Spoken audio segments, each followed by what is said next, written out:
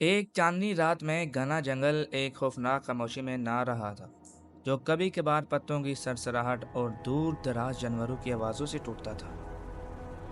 اس پیشن گوئی کرنے والے بیابان کی گہرائی میں ایک قدیم مندر بچھا ہوا ہے جو طویل عرصے سے لاوارث اور تجاوز کرنے والی پودوں نے نگل لیا تھا۔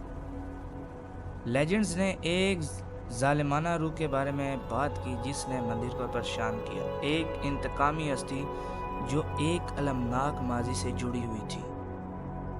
اس رات روح کو ایک نیا شکار ملے گا۔ میرا ایک نوجوان ہندو لڑکی اپنے گاؤں کے بزرگوں کے انتباہ کے باوجود جنگل میں چلی گئی تھی۔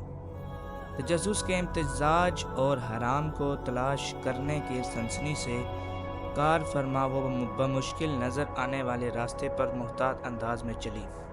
اس کی ٹارچ کی روشنی لمبے ناشتے سائے کاسٹ کر رہی تھی۔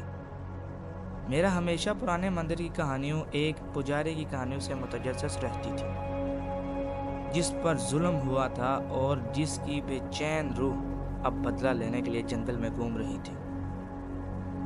جیسے جیسے وہ جنگل کی گہرائی میں پہنچتی، ہوا ایک بے چین خاموشی کے ساتھ گھنی ہو گئی۔ میرا کو اپنی ریڑھ کی ہڈی میں ٹھنڈک محسوس ہوئی، لیکن اس نے اسے اپنے حساب سے منسوخ کرتے ہوئے اسے ختم کر دیا۔ اس نے دبایا، ٹارچ وقفے وقفے سے ٹمٹما رہی تھی۔ راستہ اسے مندر کے کھنڈرات کی طرف لے گیا۔ اس کا ایک وقت کا شاندار داخلی دروازہ اب ایک خستہ حال محراب ہے۔ وہ ایک لمحے کے لیے ہچکچائی، اس کا دل اس کے سینے میں دھڑک رہا تھا، لیکن اس کے عزم نے اس کو خوف پر قابو پا لیا۔ مندر کے اندر کا ماحول دم توڑ رہا تھا۔ دیواروں کو دھندلا نقش و نگار اور دیوتاؤں کے مجسموں سے مزین کیا گیا تھا۔ اس کے تاثرات وقف اور زوال کی وجہ سے دھندلا رہے تھے۔ میرا کی ٹارچ نے مرکزی چیمبر کو روشن کیا جہاں ایک قدیم بت کھڑا تھا۔ اس کی آنکھیں اس کی ہر حرکت کا پیچھا کرتی دکھائی دے رہی تھی۔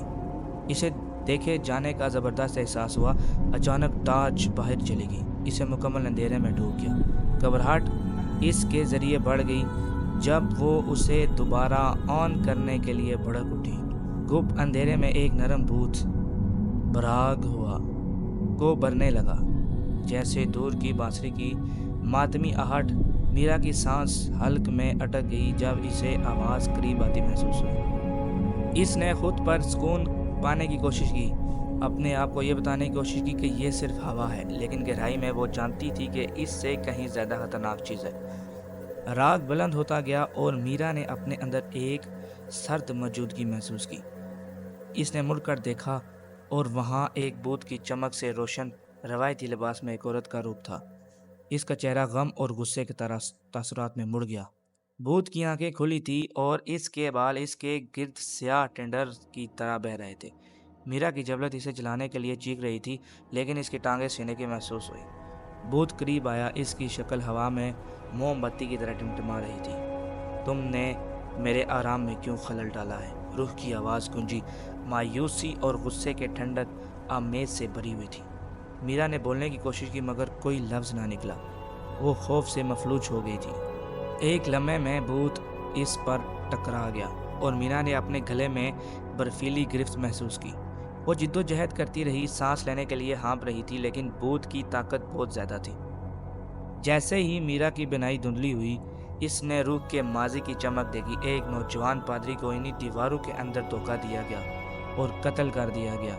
اس کی روح کو ایک لعنت سے مندر میں جکڑ دیا۔ ایک فائنل مایوس کن کوشش کے ساتھ میرا آزاد ہونے میں کامیاب ہو گئی اور باہر نکلنے کی طرف ٹھوکر کھائی، لیکن بھوت بے لگام تھا۔ اس کے سامنے آ کر اس کا راستہ روک رہا تھا۔ روح کا چہرہ غصے سے پھٹ گیا اور اس نے ایک بہرا کر دینے والی چیخ نکالی جو جنگل میں گونج رہی تھی۔ میرا نے محسوس کیا کہ اس کی توانائی ختم ہو رہی ہے، اس کی زندگی کی قوت باطل میں پھنس رہی ہے۔ اپنے آخری لمحات میں میرا کا ذہن گہرے دکھ اور ندامت کے احساس سے بھر گیا۔ وہ ایڈویچر کی تلاش میں جنگل میں داخل ہوئی تھی، لیکن اسے اس المناک انجام ملا۔ جیسے ہی اس کا جسم زمین پر ٹکرا گیا، بھوت کی شکل ہوا میں تحلیل ہو گئی۔ ایک پریشان کن خاموشی اپنے پیچھے چھوڑ گئی۔ اگلی صبح گاؤں والوں کو مندر کے دروازے پر میرا کی بے جان لاش ملی۔ اس کا چہرہ سرسراہٹ اور دہشت کے اظہار میں منجمد تھا۔ بزرگوں نے مزید سانحات کو روکنے کی امید میں بے چین روح کو تسکین دینے کے لیے رسومات ادا کی، لیکن ملعون مندر کا افسانہ زندہ رہا۔